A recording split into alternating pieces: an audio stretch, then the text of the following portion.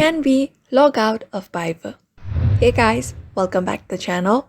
In today's video, we are going to find out if we can log out of Fiverr or not. So let's just dive right into the video and find out together if we can do that. So if you want to log out of Fiverr, first of all, head over to Fiverr, and once you are logged in, you should be finding this chats on your home page. So the next thing is you can head over to the More tab first, and once you are here, you should be finding these options on the screen.